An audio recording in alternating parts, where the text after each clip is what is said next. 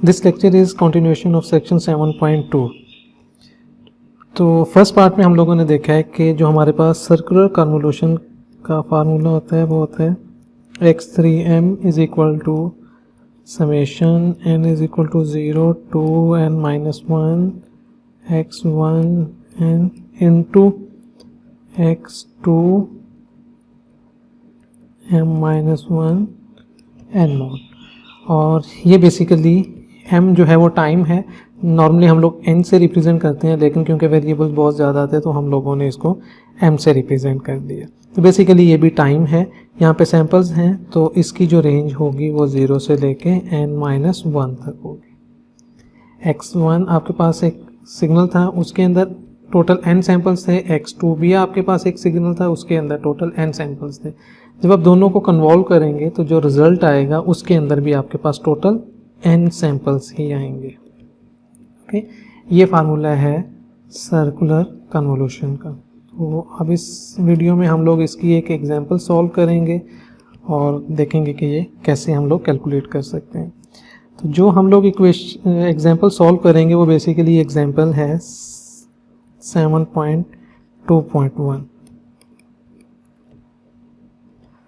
अब इसमें आपके पास टू सिग्नल्स हैं। फर्स्ट सिग्नल है x1n इज इक्वल टू वो है 2 1 2 1 और x2n आपके पास है 1 2 3 4। यहाँ पे एरोस लगाए हुए हैं। हम लोगों ने इनिशियल लेक्चर्स में देखा था कि जब हम लोग एरोस लगाते हैं इसका मतलब है कि ये टाइम 0 के ऊपर है। बेसिकली ये वाले एरो भी इसी चीज़ को रिप्रेजेंट करते हैं कि ये टाइम 0 के ऊपर सिग्नल आ रहा है। अब इसको जब हम लोगों ने सॉल्व करना है तो हम लोगों ने बेसिकली ये वाली इक्वेशन यूज़ करनी है। तो सबसे पहले हम लोग क्या करेंगे कि जब कैलकुलेट करेंगे तो x3m की डिफरेंट वैल्यूज़ लेंगे। तो जो सबसे पहली वाली बनेगी x3m इज इक्वल टू 0 लेंगे तो हमारे पास जो इक्वेशन बन जाएगी, अगर हम लोग उसी इक्वेशन को चेंज करें तो हो जाएगी n is equal to 0 to n minus 1 है। n यहाँ पे 4 है तो यहाँ पे क्या आ जाएगा 4 माइनस 1 3। तो x1n हम लोग इसको यूँ लिख सकते हैं और ये क्या हो जाएगा x2 ब्रैकेट्स में m माइनस n है, m हम लोग 0 ले रहे हैं तो 0 माइनस n 4। तो हमने ये वाली इक्वेशन को सॉल्व करना। ओके, अब हम लोग ग्राफिकली सर्कल प्लॉट करते हैं। तो सबसे पहला सर्कल ये आया, ये है बेसिकली मेरा सिग्नल x1n।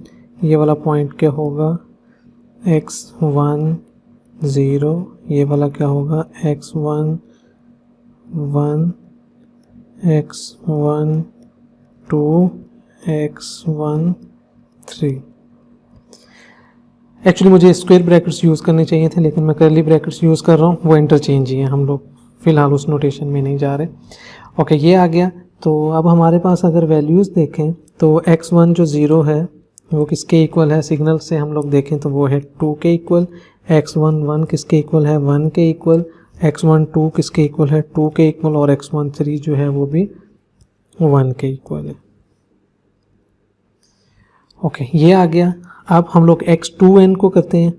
x2n हमारे पास ये है x2n, ये हो जाएगा x2 0 x2 1 x2 2 x2 3।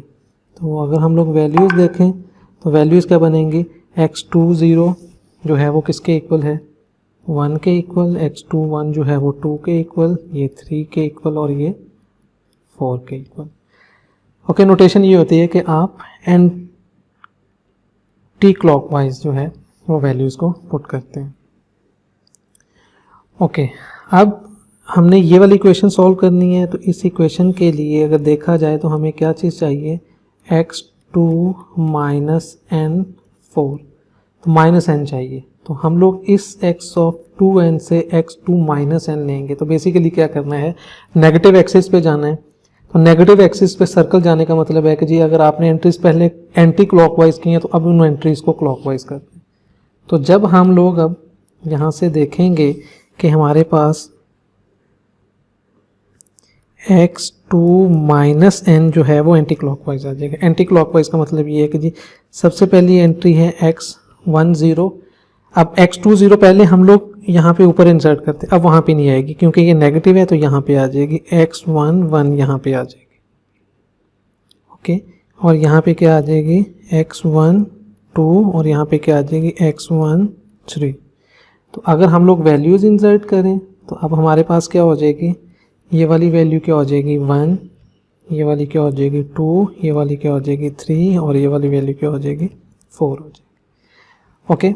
अब x1 n भी आ गया, x2 माइनस एन भी आ गया। अब हमने नेक्स्ट ऑपरेशन क्या करना है, हमने ये वाली चीज़ करनी है, दोनों को मल्टीप्लाई करना है, ओके। जब दोनों को मल्टीप्लाई करेंगे तो अब हमारे पास आंसर जो आएंगे वो यहाँ पे इस तरह आएंगे।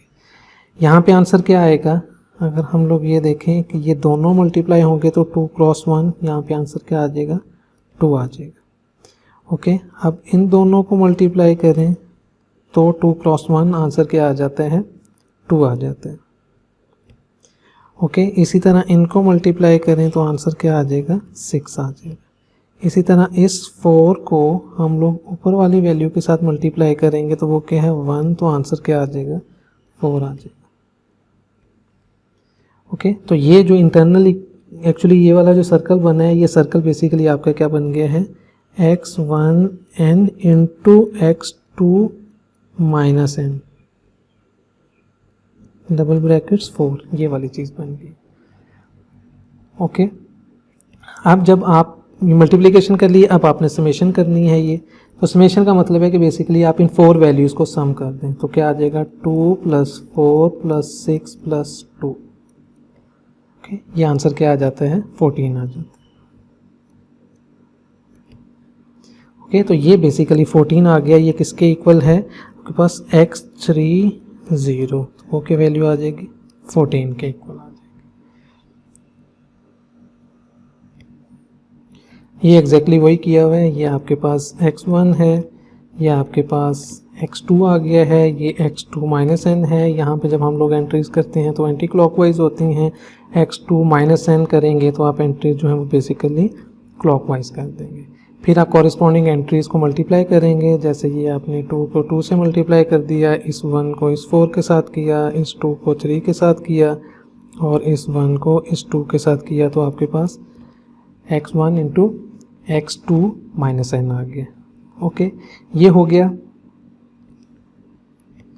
इस इक्वेशन पर बैक जाएं तो अभी आपने m इज़ इक्वल टू 0 के लिए सॉल्व किया। अब नेक्स्ट आप क्या करेंगे, m इज़ इक्वल टू 1 के लिए। तो जब आप m इज़ इक्वल टू 1 के लिए करेंगे तो बेसिकली आपने क्या कैलकुलेट करना है, x31 is equal to summation x1n into x2, m की जगह पे क्या आ जाएगा 1 माइनस n और n की जगह पे क्या आ जाएगा 4 आ जाएगा। n is equal to 0 to n minus 1। Basically आपने पहले ये वाली चीज़ कैलकुलेट करनी है। अब ये चीज़ कैलकुलेट करने के लिए आप सबसे पहले क्या फाइंड करेंगे, x21 minus n 4, okay.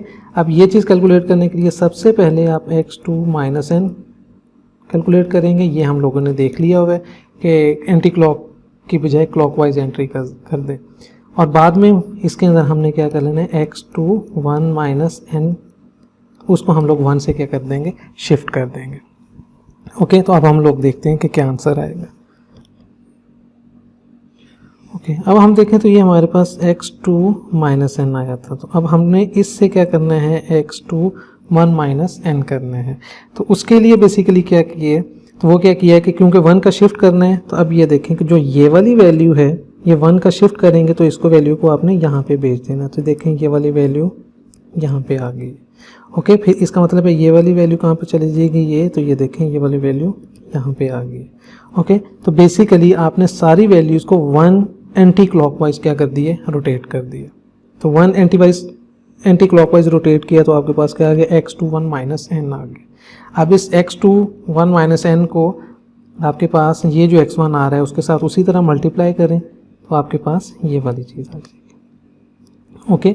Next आपने क्या कैलकुलेट करना है, x22 माइनस एन। तो आपके पास x21 माइनस एन तो आया है, 2 माइनस एन करना हो तो x21 माइनस एन को 1 फर्दर एंटी क्लॉकवाइज रोटेट कर दें तो आपके पास ये वाली चीज़ आ जाएगी। ओके, इसी तरह अगर आपने x3 3 माइनस एन करना हो तो x2 2 माइनस एन को 1 फर्दर रोटेट कर दें तो आपके पास ये वाली चीज़ आ जाती है। ओके, तो ये आपके पास आ जाएगी।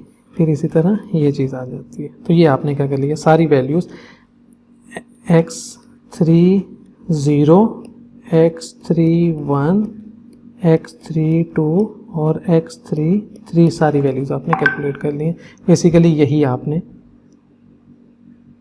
करनी थी कैलकुलेट। ठीक है, तो ये आपके पास क्या आ गया, फाइनल x3 सिग्नल आ गया। तो जब आप लोग x3 n को लेंगे तो आपके पास जो वैल्यूज़ आएंगी वो आएंगी 14, 16, 14, 16। ये 0 को कॉरस्पॉन्ड करेगा। तो ये आपने सर्कुलर कन्वोल्यूशन को यूज़ करते हुए x3n की वैल्यूज़ कैलकुलेट करनी। तो ये थी बेसिकली कि हम लोग कैसे सर्कुलर कन्वोल्यूशन को फाइंड कर सकते हैं। ओके, नेक्स्ट है एग्जाम्पल 7.2.2। वो भी बेसिकली यही कहती है कि आपने x1n और x2n से x3n कैलकुलेट करना है, लेकिन यूजिंग DFT एंड IDFT। अब वो उसका बेसिक पर्पस ये है, वो ये कहता है कि आपने, हमें पता है कि हमारे पास जो एक इक्वेशन होती है, जो हम लोगों ने प्रॉपर्टी पढ़ी है, वो प्रॉपर्टी के अकॉर्डिंगली क्या होता है कि हमारे पास